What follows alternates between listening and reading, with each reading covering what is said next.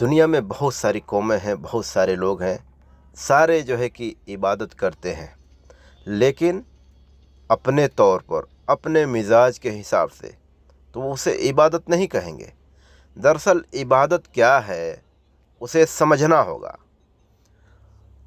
کیونکہ عبادت سارے لوگ کرتے ہیں، لیکن سارے لوگوں کا عبادت جو ہے کہ قبول نہیں ہے۔ کیوں قبول نہیں ہے؟ کیونکہ وہ اللہ کے حکم کے مطابق وہ عبادت نہیں کر رہے، اس لیے اللہ قبول کرنے والا نہیں ہے۔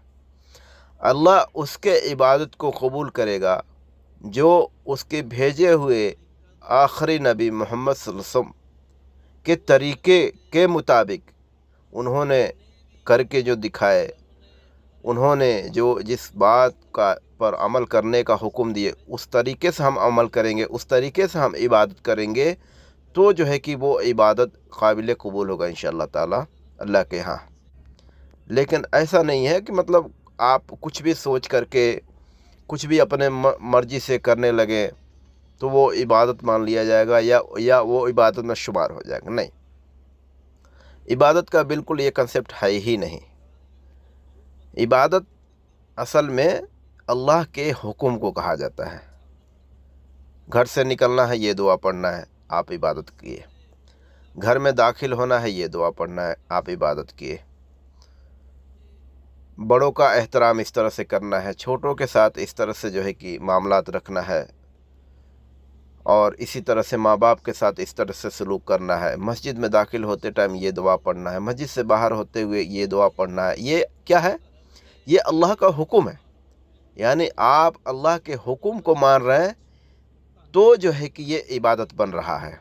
اگر آپ جہاں بھی اللہ کے حکم کو ماننا چھوڑ کر کے کوئی اپنی حکم اپنی مرضی چلائیں گے تو وہ عبادت نہیں ہوگا، وہ مخالفت ہوگا۔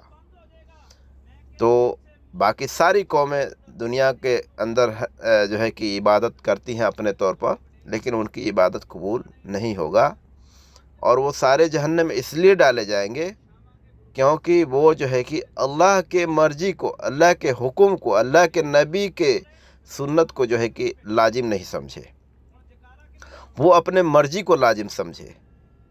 تو ان کی مرضی تو نہیں چلنے والی، اللہ کی مرضی کے مطابق عمل کر لو اور کامیاب ہو جاؤ اے دنیا والوں، نہیں تو اپنے بربادی کا نظارہ آپ خود اپنے آنکھوں سے دیکھو گے۔